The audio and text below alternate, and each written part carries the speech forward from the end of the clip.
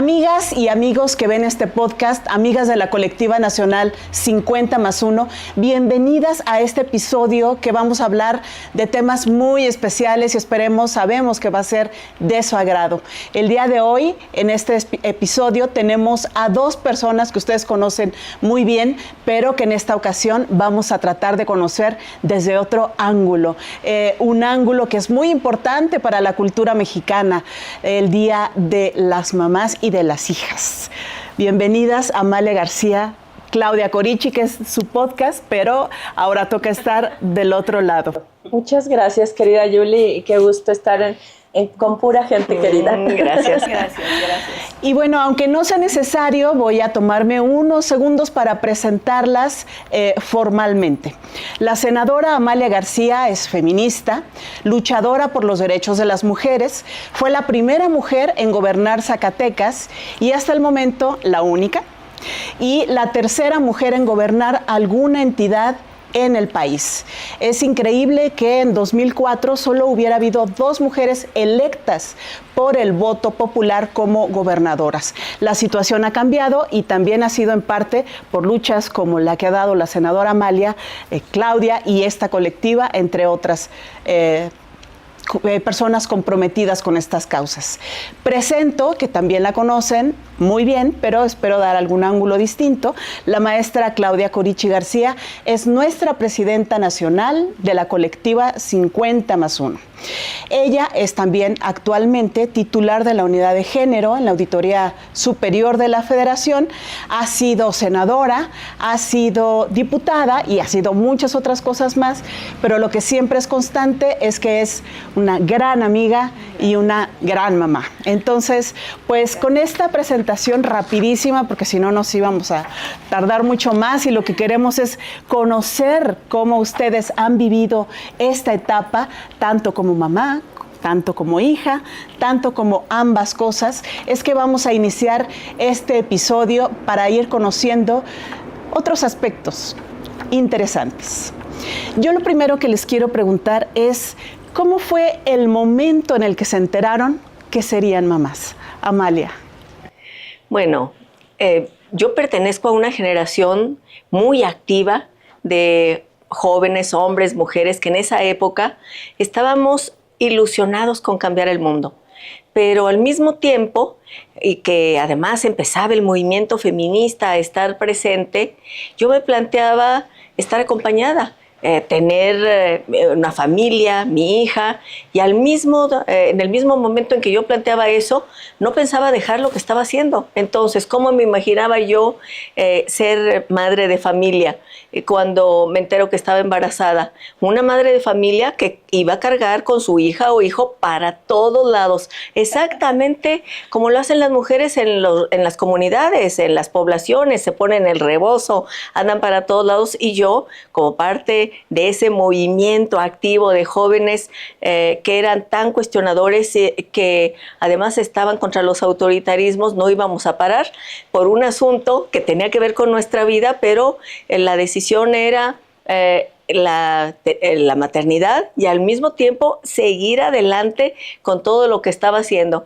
Nos proponíamos cargar el mundo sobre nuestros hombros, seguir hacia adelante, pero fue una enorme alegría, y puedo decir que además fue una alegría compartida, no solamente por el papá de Clau, por Sergio Corichi, economista y además entusiasmadísimo, sino yo diría que la otra persona, no sé si más entusiasmada que él y que yo, pero era mi madre. Mi madre que estaba feliz de poder ser abuela.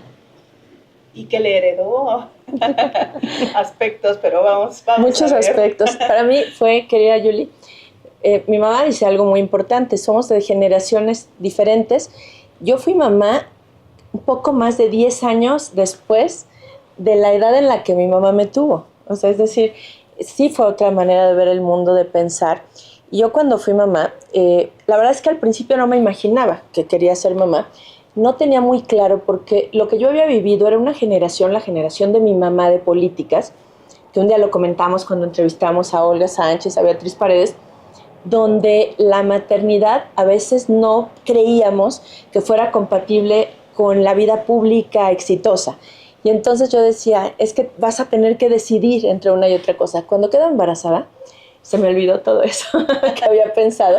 Yo me tardé mucho más en ser mamá, decidí hacer una vida, una carrera política, una vida pública, tener también una tranquilidad patrimonial, pero de pronto cuando llega el momento en que me entero que voy a ser mamá, y que además fue un embarazo muy deseado, un embarazo sí planeado, fue una enorme emoción de pronto. Yo digo que fue un embarazo, lo quiero decir, fue un embarazo, mis 2 embarazos estuvieron llenos de endorfinas. O sea, pasó algo, de verdad había algo en mi cuerpo, en mi mente, que fueron embarazos muy felices. O sea, no me dolía nada, me sentía muy bien, disfruté mucho esta etapa del embarazo, pero además pensando en que al final sí había sido una elección que se había tardado mucho tiempo, pero una elección muy importante. Y ahí jugaron un papel, bueno, mi mamá muy nerviosa, de decir cómo le irá a ir de mamá, nerviosísima, y mi abuela entre nerviosa y emocionada, ya que decía mi mamá, pues mi abuela fue un pilar fundamental. Te quiero contar que cuando nacen mis 2 hijos, se viene a vivir mi abuela 3 meses junto con mi tía Conchita, la tía más pequeña de las hermanas de mi mamá, y se vienen a cuidar a los niños conmigo, porque además, eso sí, yo no sabía, o sea, yo tenía miedo de todo, que el ombligo, lo que nos pasa a todas las mamás, que el ombligo, que si lo cargo, que si no se deshace. Mi primer embarazo de Máximo cuando nace, pues nadie te dice que tienes que amamantar y que te tienes que preparar para eso. Entonces yo sangré, lloraba, pero al mismo tiempo soy muy terca, y entonces dije, yo voy a amamantar a ese niño. De todas maneras, mi abuela lloraba conmigo y me decía, ya, hija, ya, deja el asunto por la paz. Y mi mamá, pues mi mamá entró al parto. O sea, le hicieron la deferencia que creo que no debieron haberlo hecho, y entra al parto, pero del lado de los médicos. Con una cesárea, imagínense. Y casi le da aquí un infarto, evidentemente. Y entonces estaba ella un poco en shock de lo que había visto. Claro. Sí fue. Cualquiera. No, es que la cesárea son 7 capas de piel que te cortan. Es una operación mayor. La realidad es que eso hay que decirlo. Cuando los médicos ahora acostumbran decir cesárea porque ven su calendario y dicen tal día es el que me conviene. Con Claudia era necesario, y habrá casos como ese que es necesario, pero se trata de una intervención mayor, mayúscula. Entonces el riesgo que hay, el dolor, todo. Y luego pusieron una pantalla del lado de la cabeza de Claudia, y ahí estaba los médicos, ¿verdad? Pero yo estaba del otro lado, que casi y su marido que casi se desmaya. Yo estaba del otro lado, y claro que cuando veo el corte y brotar la sangre, yo dije, a ver, lo que me importa es que hagan bien su trabajo y que la saquen bien adelante. Pero en cambio su marido casi lo sacaron arrastrando los médicos. Sí, de hecho el anestesiólogo le dijo, si se va a desmayar, por favor, en la esquina. Salga, señor. No tenemos posibilidad de atenderlo. Sí.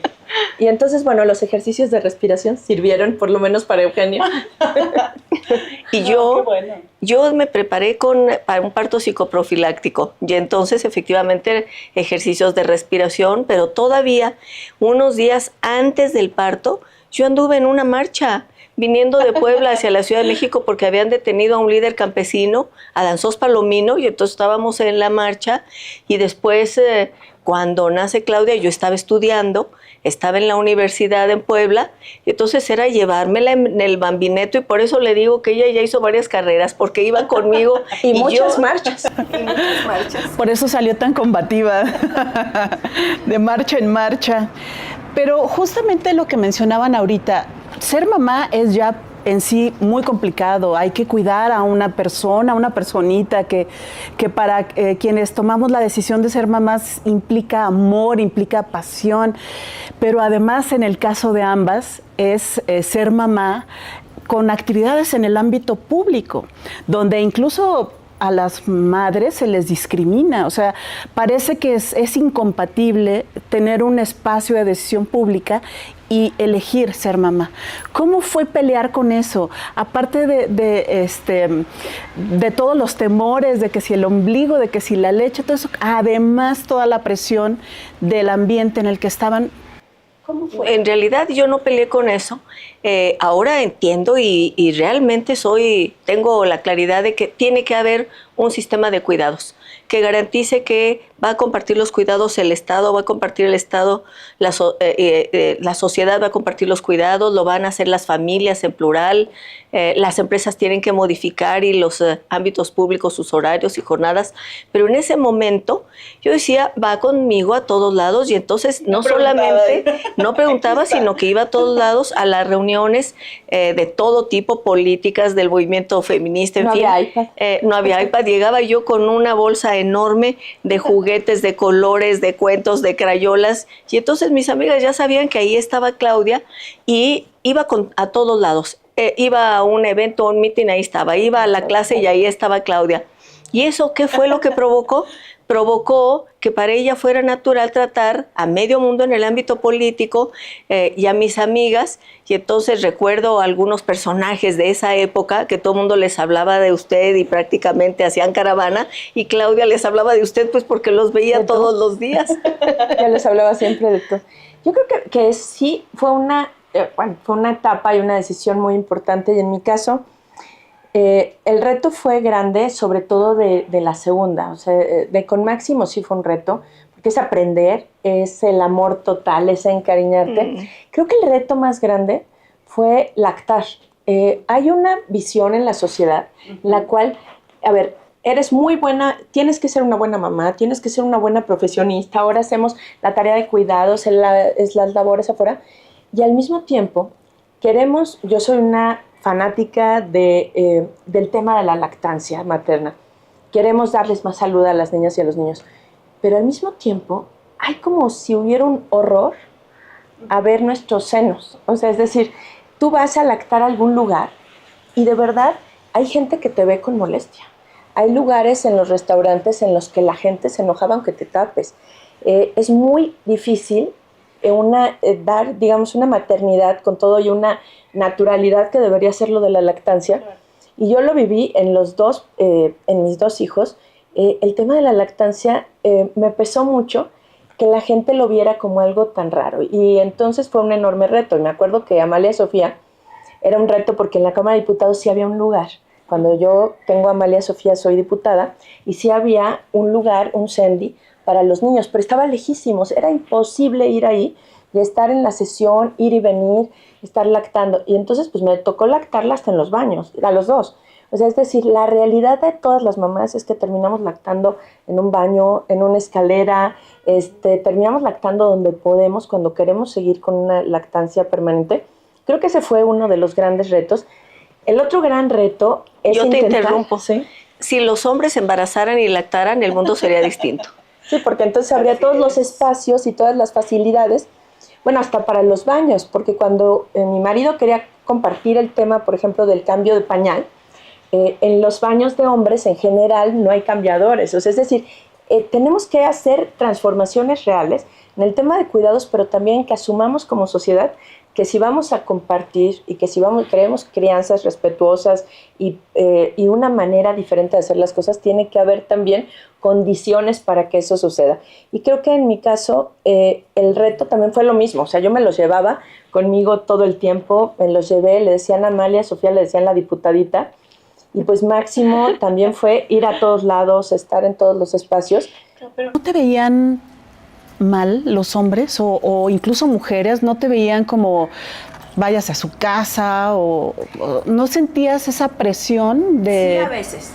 Sí, a veces, por ejemplo, con Máximo fue una etapa en la que yo me fui a estudiar fuera del país, entonces fue, pues sí era como andar con él, pero no lo podía meter a la escuela y eso en Estados Unidos como que no se ve muy bien. Y en el caso de Amalia Sofía había como una cierta sororidad entre las mujeres, lo siento así más, y entre los hombres había como, ay, qué linda, pero ¿qué hace aquí una niña?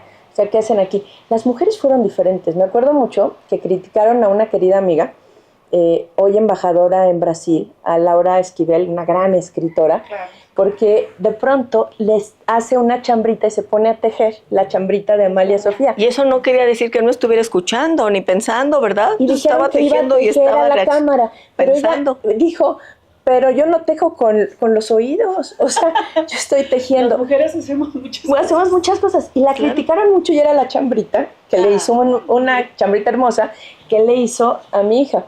Y ellas eran muy solidarias. Ella, Rocío Nale, pues todas mis amigas y compañeras diputadas en general eran solidarias, pero las demandas de tiempo, o sea, cuando tú estás en esos espacios, las demandas de tiempo sí se vuelven a veces durísimas. O sea, tener que trabajar en la madrugada, tener 2 hijos chiquitos, pues, y además vivimos, y creo que las mexicanas vivimos con mucha culpa, el intentar compatibilizar, y aunque seas una mujer liberal, liberada, feminista, sí vives con mucha culpa la parte de no acabar de estar demasiado suficiente como quisieras con tus hijos, y esta demanda también social de si eres una buena madre o no eres una buena madre, y al mismo tiempo la exigencia de ser una profesionista de tiempo completo.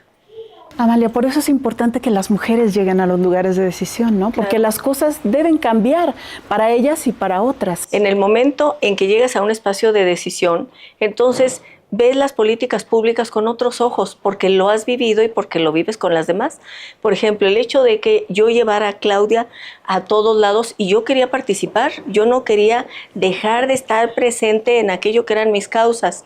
Cuando fui gobernadora, ¿qué fue lo que impulsé? Bueno, además de que soy una absoluta convencida y defensora de las escuelas de tiempo completo, de horarios ampliados, de estancias infantiles, para mí era muy importante que incluso en los eventos políticos pudieran llegar las mujeres. Y entonces diseñamos un mecanismo para que las mujeres que llegaran podían tener ahí a sus hijos atendidos y jugando en un espacio lúdico mientras estaban en el evento público, de tal manera que no solamente los espacios institucionales permanentes, sino también en otros ámbitos hubiera eso, y creo que eso lo debemos impulsar, de tal manera que sí haya los espacios de cuidados institucionales permanentes, estables, pero también los otros espacios lúdicos, espacios en donde puedan los niños, las niñas estar y tú sientas que están seguros.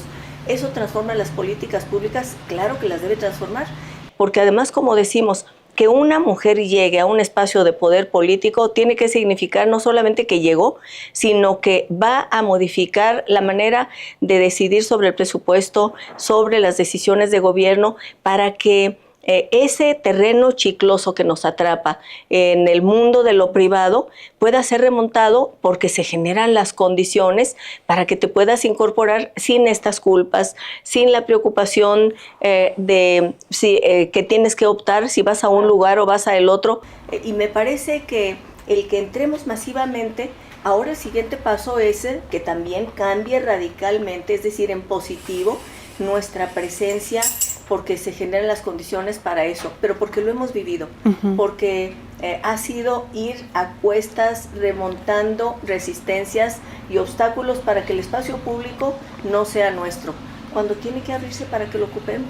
No, y además, hay una cosa que tenemos que tener clara en este país: 1/3 de los hogares los comanda una mujer sola. Es decir, que no tiene a nadie más que lo esté apoyando, que no tiene otro ingreso, y que tiene que, yo no digo cargar, pero sobrellevar esta circunstancia de ser mamá y ser jefa de familia, que no es nada fácil. Y si no entendemos que 1/3 de esta población necesita además este apoyo especial, aún teniendo, y tú lo sabes, querida Yuli, una pareja, pues siempre la carga de las mujeres es desproporcionadamente mayor. Dicen, te ayudo. La clásica de te ayudo. Pero imagínate este 1/3 de mujeres que comandan solas sus hogares, y sí tenemos que revolucionar esto con políticas públicas diferentes, diferentes también para los hombres, para los que también se comparten esta paternidad responsable, con permisos de paternidad, con que no se les haga pues los débiles si ellos comparten cosas. Yo me acuerdo una anécdota que me decía mi abuela. Decía, mi abuelo era muy cariñoso, pero decía que se veía, siendo el gobernador, muy mal que él cargara a sus hijos. La decisión que tomaron es que no los cargue en público, porque es una señal de debilidad. Y esto ha ido cambiando afortunadamente, pero son estos patrones. Se queda todavía la cultura posrevolucionaria después de todo ese movimiento de los señores. El sombrero y la pistola. Cuando el pensamiento en la revolución, quienes abrieron los clubes antireeleccionistas, quien Claro. redactó el plan de Ayala, quienes abrieron los periódicos y las revistas, eran las mujeres que estaban haciendo política. Pero en el imaginario era el espacio privado es para las mujeres y el público para los señores, y entonces las tareas de cuidados y de cargar no Y de nos cariños. solo les toca a las mujeres. Claro, es un ganar-ganar porque efectivamente, aparte las niñas y los niños se sienten mejor con papás y mamás cariñosos. Y sobre eso yo quisiera preguntarles, las mujeres, las mamás y ya ahora los papás, pero tenemos una serie de rituales, ¿no? Hay que ir al festival de la niña, hay que ir al festival del niño, hay que ir a la clase, al open class, a la clase de tal cosa. ¿Quieren compartirnos alguna anécdota de algún festival, alguna o que no pudieron ir a lo mejor por alguna razón de mala política pública que no daba permiso a las mujeres o algún reclamo, alguna cosa así? No, bueno, a Claudia le encantaba participar en los festivales. Recuerdo en la primaria, además. Fui Margarita Maza de Juárez como varias veces. Fue Margarita Maza de Juárez en algunas y en otras con su vestido de tehuana, de chiapaneca, y luego ya después en la secundaria es cuando se decidió a entrar al teatro, y entonces sí, ya fue el cambio total, porque ya aprendió a estar en público. Y además yo qué decisión tomé, una decisión que en mi generación era una gran decisión, pues para ser niñas y niños libres en una escuela activa. Y entonces entró al Freire, que era más que liberal en términos de el director bromeaba, pasaba por los salones con una peluca rubia, en fin, era para desinhibir, pero al mismo tiempo también les dio mucha libertad.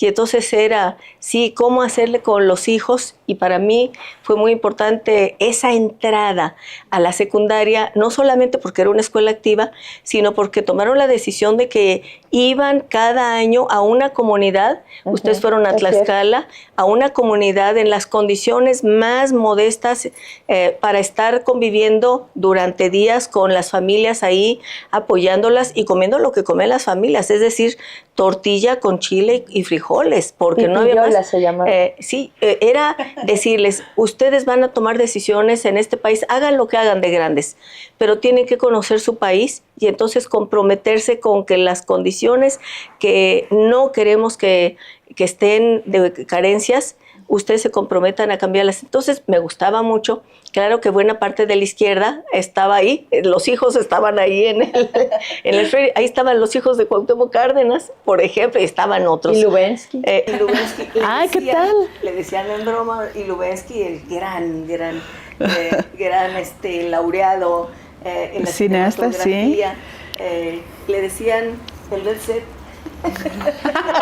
No, pero ahora que dice mi mamá, eso es cierto. Nos fuimos a alfabetizar a los 12, 13 o 14 años. Leíamos mucho y fue una experiencia de vida. Creo que leí mucho más de lo que he vuelto a leer en la vida porque era una dinámica de lectura permanente. Yo creo que fue una experiencia maravillosa. Mis papás fueron gente muy progresista. Quiero decirles que cuando yo nací, decidieron no ponerme aretes y no me hicieron los hoyitos, porque entonces respetaban mis derechos humanos. Terminé yendo a Suburbia, ya saben, a que me hicieran aquí esto yo sola a los 12 años diciendo yo quiero tener aretes. Fue todo un proceso, pero la verdad es que estos rituales, yo con mis hijos soy muy formal en eso, y después es injusta la vida con uno. Porque yo voy a todos los festivales, estoy haciendo todo, pero al único que no he ido de mi hijo, al día de hoy se acuerda con enorme tristeza y yo con enorme culpa. O sea, digo, solo fue uno hijo, como de 10 o 20 que ha habido. Bueno, pero él se acuerda de ese uno, el que no ha ido. Y pues sí, vivimos, las mexicanas somos culposas, aunque intentemos que no, somos culposas. Pero al mismo tiempo creo que lo que importa es también saber que queremos que se sientan orgullosas, orgullosos nuestros hijos y motivadas y motivados a crecer, a ser independientes. Y esto que decía mi mamá, a mí ellos me dieron, a veces decía, esto es una locura en la escuela que yo estoy, pero era un conocimiento enorme y creo que tenemos que formar gente también con una cosa que yo espero no perder en mis hijos y que mis padres sí me dieron, que es conciencia social. De la gente más necesitada. Yo les quiero decir, yo el único momento que fui a una escuela privada hasta la universidad fue en esa escuela, que era una escuela activa, muy progresista. El resto del tiempo yo fui hija de la escuela pública, Claro. era una visión en mi ¿Y familia. la prepa 6? La gloriosa. La gloriosa prepa 6. La Facultad de Economía de la UNAM. Pero esa parte social que muchos de nosotros vivimos. Es un reto enorme, para mí lo es, todavía no acabo de saber cómo lograr, quiero que aprendan en una buena escuela inglés, pero cómo lograr que no pierdan esta conciencia social, estas causas, y que pongan por encima de todo saber que las diferencias enormes que hay en este país son algo que tenemos que luchar por reducir. Y no es fácil porque si no lo vives, si no estás en esa comunidad, si no ves directamente las condiciones de pobreza o de miseria, no es tan fácil de comprender. Y entonces pues va a ser un reto, lo sigue siendo, mis hijos todavía son chiquitos, de cómo hacerlos también conscientes de esto. Creo que en general somos una familia con una visión social muy profunda, pero no es un tema tampoco fácil. Y bueno, pues espero que no me siga recordando mi hijo con el único festival al que no pude ir por chamba. Yo también, mi hija le gusta jugar fútbol. Yo era la que iba siempre a los partidos de fútbol. No fui a uno y ya era el papá el que siempre iba a los partidos del fútbol. No, porque de verdad que mi marido lo sabe, que seguramente nos verá, lo adoro, pero él no fue a varios y de él no se acuerda que no fue. Hay que seguir persistiendo. Yo quiero, ahora que platicamos de esto de ir a los festivales, de ir de vacaciones o de a lo mejor encargarle a alguien, a nuestro hijo, a nuestra hija, ¿qué tan importante es la red de apoyo, la familia, la abuela, la tía, para que personalidades públicas puedan hacer compatibles ambas actividades? Es fundamental. Sin las abuelas sería imposible que funcionara el planeta. Suscribo. El planeta. Sí, soy abuela. Claudia estaba muy pequeña y yo tuve una invitación para ir a unos cursos a Alemania y yo quería ir. Y entonces mi madre lo que dijo es: tú no te preocupes, Claudia se queda con nosotros, con tu papá y conmigo. Y entonces yo me fui tranquila a Alemania porque sabía que ella estaba con mi madre. Además, yo le decía, es más tu madre que yo misma, por el cariño, por el cuidado. Claro, no, bueno, también era tremenda mi mamá, era cariñosísima, pero también era enérgica, si había que llamar la atención con ella y con los sobrinos y con los demás nietos, pero era una autoridad, era una presencia enorme.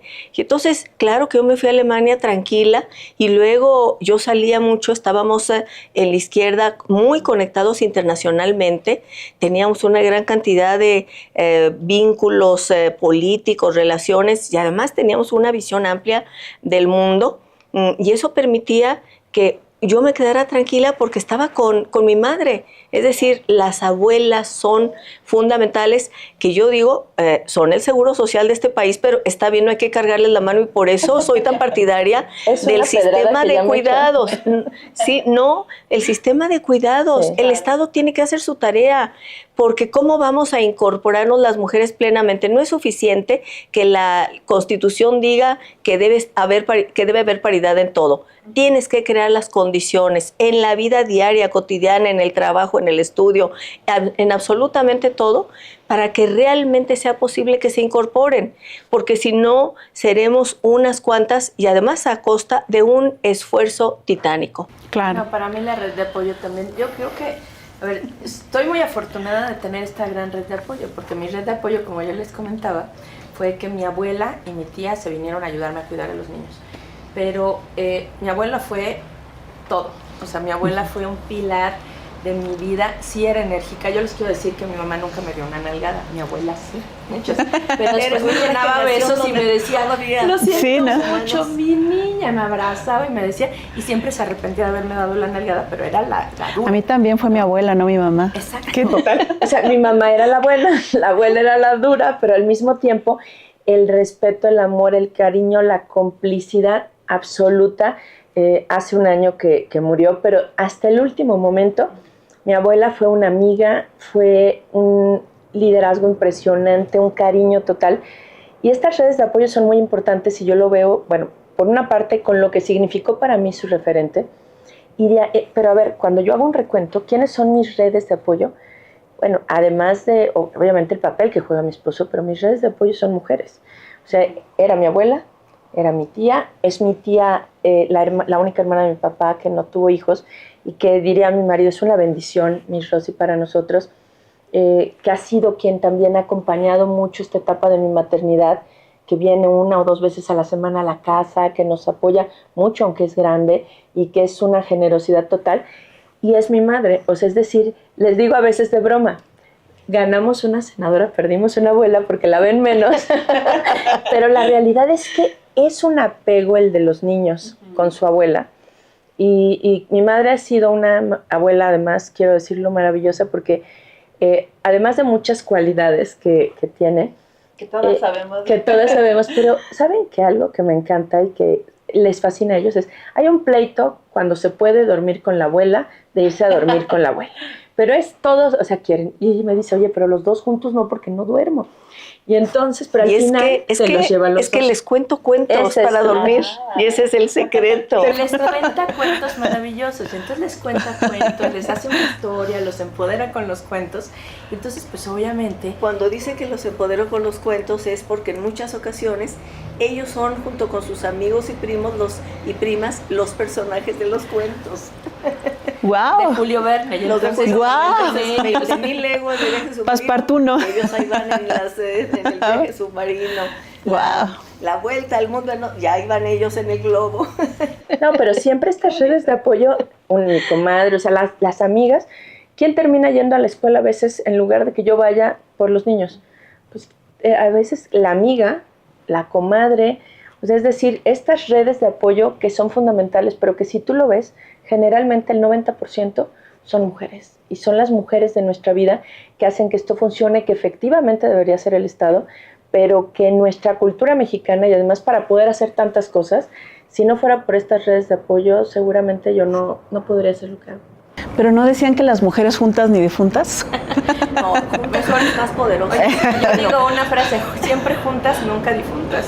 Pero juntas somos más poderosas, pero con conciencia de género. Porque acaba de pasar un evento en la Cámara hace poco con un señor que le pega la pelota y entonces necesitamos llegar ahí, pero sí defender nuestros derechos. Claro. Ahora, yo quisiera, ya que andamos viendo en recuerdos, pues como dicen ya las canciones, la vida se sostiene por instantes. ¿Algún instante en el que el amor de ser mamá haya abarcado todo, irradiado? A lo mejor un momento de orgullo, de que nos puedas compartir, Amanda. No, para mí, el ver a Claudia con sus chiquitos, con mis niños, de verdad que eso es lo que, y con mi madre, esos momentos son los más poderosos, más fuertes, los que le dan a uno mayor energía. Alguien diría, asuntos políticos, no, es el afecto, los cariños, la fuerza, o cuando nuestros chiquitos han tenido alguna situación difícil de salud, y entonces el decir, los vamos a sacar adelante, y eso también, la solidaridad, el acompañamiento de decir, va a salir. La más pequeña, la niña, pues de meses vivió una situación durísima. Y entonces lo más importante era esa fuerza de estar abrazándonos juntos y claro, acudiendo a los médicos y esperando que hicieran la mejor tarea, ¿verdad? La más profesional para sacar adelante a la niña y que ella pudiera vivir. Y entonces lo más fuerte ha sido cuando nos hemos juntado como familia, ya sea por momentos muy felices o por momentos tan duros como ese. Yo creo que yo me acuerdo de 2 cosas importantes, bueno, de muchas. Pero quizá esto que decía mi madre es estos cariños muy profundos. O sea, lo más importante quizá es guardar estos momentos y creo que nos pasa a todas, que aunque tú seas grande, mientras más grande eres, pero tienes hijos, más vas entendiendo a tu mamá, pero no solamente, la vas valorando más.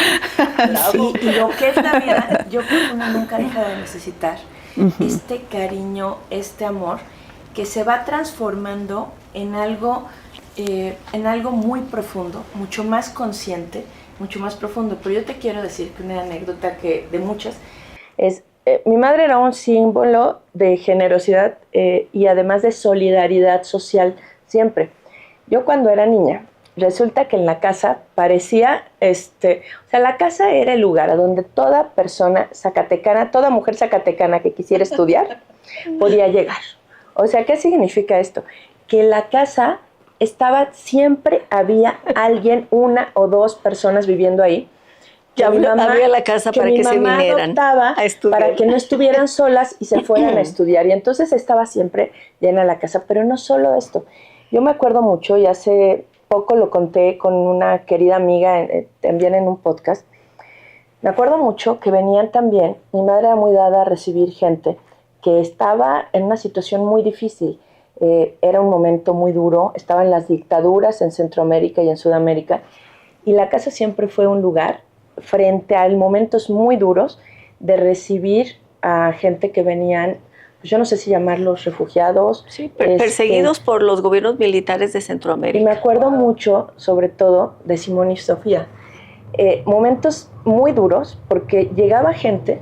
A ver, para mí, imagínense, siendo una niña, escuchar esas historias de gente perseguida, que habían sido perseguidos, abusadas por los militares, que llegaban sobreviviendo a México, que mi mamá les abría la casa diciendo, pues tenemos que cuidar que sobrevivan, ver la manera después de apoyarlos a que sobrevivieran, a que estuvieran, escuchar sus historias que me llenan de profunda nostalgia, pero creo que esa casa abierta, por una parte a las mujeres zacatecanas que decidían estudiar y que pasaron por ahí, muchas estudiando 2 o 3 años viviendo en la casa, y por otra parte, por semanas, ella se acordará mejor, yo era una niña, hay todas estas gentes que vivían en una situación dura y sabían que nuestra casa era un espacio para que pudieran estar. Y lo que recuerdo de ellas y de ellos siempre es lo mejor de lo mejor. O sea, su generosidad, sí, su tristeza, su nostalgia, su lucha, pero también esta posibilidad que mi madre les daba de estar en un lugar donde tuvieran comida, donde tuvieran techo, donde tuvieran un espacio. Y son de las cosas que ella habla poco, pero que yo creo que ella ayuda a muchísima gente. Y el otro día, hace, pues será 4 meses, me escribió por Messenger del Facebook una mujer guatemalteca que me dijo, Claudia, les escribí una carta. Por email, y me dijo, yo viví en tu casa cuando tú eras una niña. Me acordé y bueno, fue muy, muy emotivo, porque ella era perseguida brutalmente de una dictadura, había vivido las cosas más terribles que alguien se puede imaginar. Y entonces haber sobrevivido y escribirme después de, no sé, 30 años, 40 años, pero eso te habla también de la vida, de la generosidad y también de una visión social y de izquierda que era muy acentuada en la casa y que creo que vale la pena rescatar como los grandes recuerdos. O sea, ser una niña y vivir eso, claro, es también vivir de otra manera tu infancia, y por eso... Pues evidentemente por eso nos hacen clic las canciones, ¿no? De la trova, por eso nos hacen clic los movimientos sociales, ¿no? Y algunas de las personas, de las amistades que llegaron a la casa de Guatemala, desaparecieron y ya no supimos nunca más de ellas. Fue una cosa brutal el periodo de las dictaduras en Centroamérica, terrible. Y entonces lo vivieron de cerca. O sea, empezamos a buscarlas y ya no las encontramos jamás. A una de ellas, bueno, esta carta que escribió, pero los otros, pues desaparecieron. Y por eso entender la lucha de mujeres como Rigoberta Menchú, que todo lo que han vivido, la resiliencia que han llevado, la lucha que han dado, pues son muy importantes. Y las buscadoras aquí en México, ahora. Y las madres buscadoras. Porque no puedes no conmoverte ante eso. Y si no te conmueves es que no tienes algo. Pero bueno, eso es ella, o sea, y entonces lo que representa para mí mi madre, pues es no solamente ese amor profundo que le tiene uno a su madre, sino ese respeto profundo a la lucha social que siempre dio y a esa sororidad que dices, era una locura, porque en serio pasaba mucha gente por la casa, pero era al mismo tiempo una señal de generosidad permanente. Bueno, y así era mi abuela y mis tías, las hermanas de mi abuela, eran casa abierta para los sobrinos, los primos, los nietos, para todo el mundo, siempre habría comida y lugar donde quedarse para la gente que quisiera pasar ahí, que fuera gente buena, claro.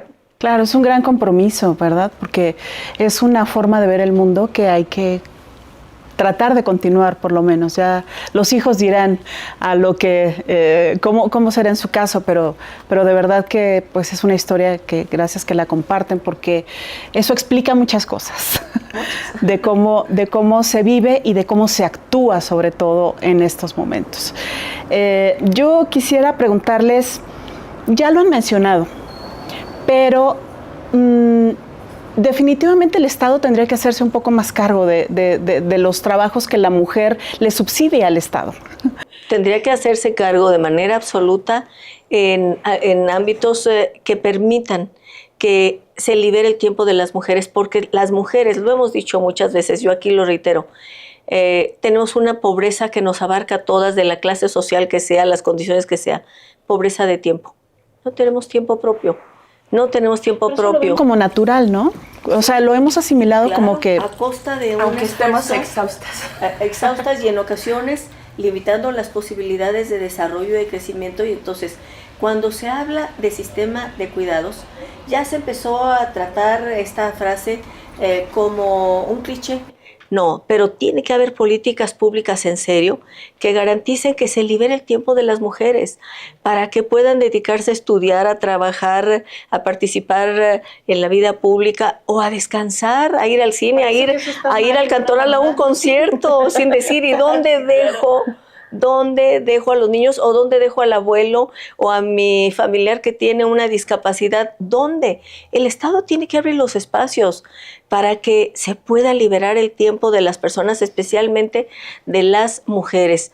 Y en las familias compartir, y las empresas también generar condiciones y crear cooperativas en donde la comunidad participa. Ya la comunidad participa mucho. Las redes comunitarias también, además de las familiares, son muy fuertes, pero tenemos que cambiar la vida. Claro, por eso es importante participar. Y, por ejemplo, en 50+1. Por ejemplo, yo creo que armar colectividad con otras mujeres empujando causas y además tener aliados hombres empujando estas causas, yo lo decía hace rato, tenemos que transformar la visión y la cultura patriarcal que ha subsumido no solo a las mujeres, que también ha lastimado a los hombres, diciéndoles no llores, no cuides, no hagas, esto no es normal, cuando debería ser lo más natural. Y creo que esta transformación social y cultural que tenemos que empujar, sí, desde las organizaciones de sociedad civil, pero desde la conciencia interna de cada una de nosotras, y también estoy convencida que cada uno de nosotros tiene que hacer transformaciones desde su espacio personal e individual. Pero creo que esa transformación sí urge y por supuesto que es parte de nuestra lucha, pero en un mes como este y en este momento que lo decía pues mi madre, creo que no se nos deben olvidar todas esas mujeres que hoy están buscando a sus hijos. Todas esas mujeres y esos hombres, porque hay gente extraordinaria, la mayoría mujeres, madres buscadoras, también hay padres buscadores, pero tenemos que no solo hacerles homenajes, no solamente recordarlos, sino acompañarles en su lucha, pero además hacer que su voz no sea y no esté solo o en silencio. Porque hoy estamos hablando aquí de maternidad, de lo que significa, pero yo quiero que nos pongamos en el lugar de cada una de esas mujeres que lo que están buscando ya son, aunque sea los huesos, para saber que su hijo está descansando en paz o su hija. Y creo que es un momento de reflexión también este mes y todo el tiempo para decir esa lucha tiene que ser la lucha de todas y de todos. No debería ninguna madre, ningún padre vivir en una incertidumbre de este tamaño, de esta dinámica y mucho menos tanta gente. Creo que es un llamado también a la acción colectiva por humanizarnos y por saber que ser madres en nuestro caso. Somos madres también significa que nos acordemos de aquellas que no tienen a sus hijos con ellas y que debe ser lo más desgarrador que te puede pasar. No, y lo puede uno entender. Yo viví la muerte de uno de mis hermanos, pero por más que uno lo sintiera, nada se comparaba con lo que sentía mi madre, porque decía, es que es un pedazo de mi vida, entonces tenemos que estar con ellas. Claro. Pues Como ustedes pueden ver, este era un episodio que queríamos hablar un poco más de sentimientos, pero siempre está el sentimiento y la convicción. Y andando en ambas alas o con ambas alas es que tenemos que ayudar a todas las mujeres a que tomen sus decisiones. Finalmente quisiera preguntarles, Amalia, ¿qué le quisieras decir a Claudia que no le hubieras dicho? No, yo creo que le he dicho muchísimas cosas, casi todo, que sea libre, que crezca, que siga creciendo, que haga aquello que ella desea y que sabe que cuenta conmigo incondicionalmente y también con mi opinión sincera en aquello que yo opino y que debatimos, porque además somos mejores amigas, no solamente es mi hija, y puedo decir que le agradezco que en momentos muy duros, me ha acompañado. No entraré en detalles, pero sobre todo hace muchísimos años, una agresión que sufrí, agresión personal, física, muy dura. Lo que a mí me sacó adelante y fue la fortaleza en esos momentos, fue el acompañamiento de Claudia. Y cuando en algún momento yo comenté es que Claudia me ayudó, y era una niña prácticamente, y una persona, un señor que me escuchó dijo, ¿cómo una niña la va a apoyar? Pues cómo no, con toda la fuerza de decirle ante esa agresión, aquí está mi cariño y aquí estoy yo, y entonces pues eso, no puede haber algo más fuerte que ese acompañamiento. No, bueno, yo qué le puedo decir, la admiro, la amo, es un lazo profundo, como tú decías, de convicción, son muchas cosas combinadas en una relación como la que tenemos mi madre y yo, donde se cruzan amor, admiración y también soporte. Como ella dice, bueno, pues todo lo que hemos vivido, todo lo que hemos pasado, que alguna gente diría, su vida seguramente ha sido muy fácil. Yo creo que la de ninguna de las mujeres ha sido fácil. Pero quiero decir que todo lo que hemos vivido juntas y que hemos salido adelante nos ha dado la fuerza para estar y para saber que contamos la una con la otra, que nos enorgullece profundamente un matriarcado que sí ha sido así, en gran medida, de mi abuela, sí, con mi hijo, que es un hijo dulcísimo, maravilloso. Pero con una hija también fuerte, valiente, echada para adelante, que a veces me da muchas lecciones o nos da muchas lecciones de vida. Los Pero dos. si yo tuviera que decirle algo, diría, de verdad, la admiro, la amo y también sé que cuento con ella, pero que ella cuenta siempre conmigo también. Las admiramos y las amamos también. Muchas gracias por estar con nosotros en este capítulo y espero que si les gustó, lo difundan y nos vemos en el siguiente episodio de Vencer el Silencio, el podcast de la colectiva 50+1. Muchas gracias.